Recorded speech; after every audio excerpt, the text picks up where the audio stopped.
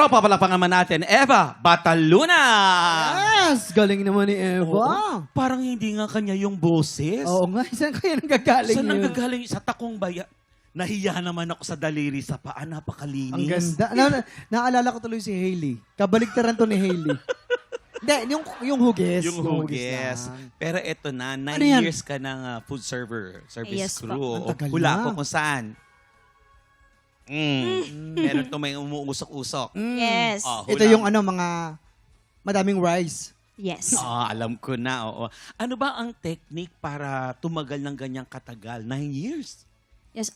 For me, ang technique lang po na may bibigay ko is dapat buo po yung loob nyo, tsaka focus na po kayo sa work. Kasi minsan, sa work natin is marami tayong ma-interact na ibang customers, which is iba-iba talaga. Tama. Oo. So, dapat, matibay lang loob natin, focus lang. Eto, tatanungin natin kung kamusta naman ang ating Yung mga mga inampalan. inampalan, yes. Oo. Hana? Hello, Saya- Eva. Saya- Maayong odto. Mayong odd to, ma'am. Yung quality nga ng boses mo, no, hindi ko rin in-expect na yun yung magiging boses niya kasi yung tindig niya kanina parang, alam mo yung sweet yung boses. Ganun yung ina-expect kong tunog mo eh. Pero ang kinanta mo ay rock. Andun pa rin yung quality ng boses mo, hindi nawala yung pagkapaos-paos. Pagdating dun sa chorus lang, yun lang ang, dun nag-start na may napapansin na akong siguro yung masyado mong inisip na ito na yun. Ito na yung mabigat na part. So parang na-push lang ng sobra. So lumagpas yung tono, nag-sharp. Yung pagpasok mo ng, hindi ko na kailangan. Guilty din ako dun sa mga part na pag ginagrowl mo. Kasi nga, since iniisip natin rock tong kantang to, so kailangan may growl, may garalgal ng konti, yung boses. So, may mga parts lang na nagtutunog talagang pinipilit mo. Hindi siya yung natural na lumalabas minsan yung growl. Kasi naapektuhan yung tono yung mga kasunod na parang napapagod yung boses natin. So, ingatan mo lang yung mga ganun part. Hindi naman kailangan necessarily buong kanta kailangan ganun yung effect ng boses mo dahil nga rock. Pwede mo pa rin namang kantahin in your own way since sa areglo pa nga lang, ibang-iba siya dun sa original. So, pwede mong laruin ng sarili mong way. May mga bali ka rin na ginawa. Gulong ng buhay.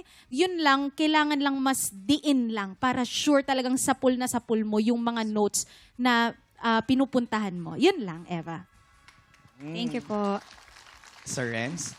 Eva, ang quality nung boses mo, masasabi kong yung simula, simpleng ages, yung quality.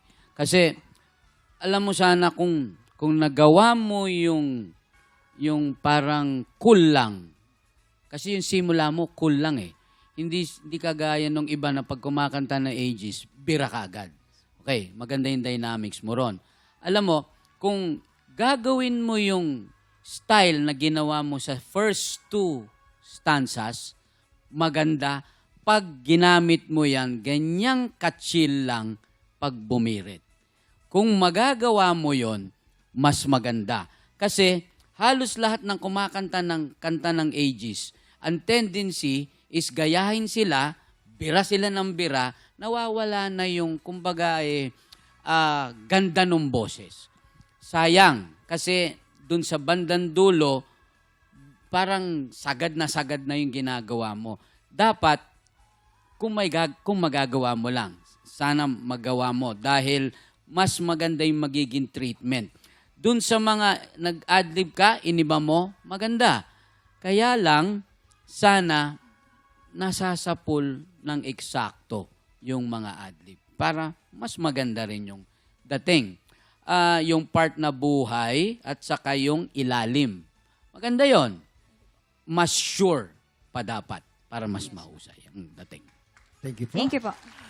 Alamin po natin kung ilang stars ang ibibigay ng ating mga inampalan. Eva, ang stars ko na ibibigay sa'yo ay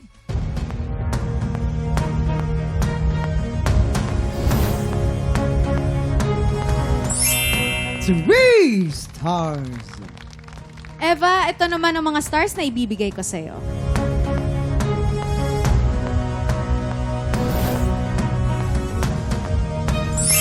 3 stars! Maraming salamat din ang palaan.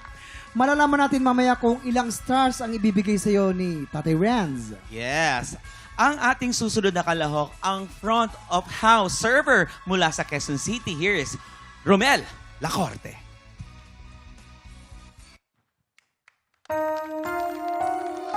Don't you remember you told me you loved me, baby?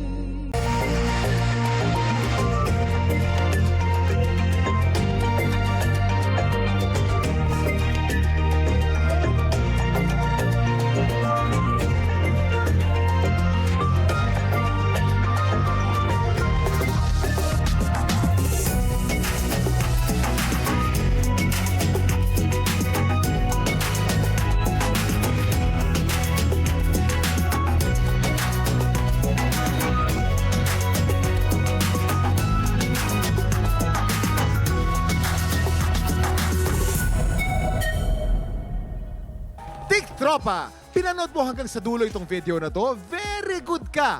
For more happy time, watch more TikTok Clock videos on our official social media pages and subscribe to GMA Network official YouTube channel.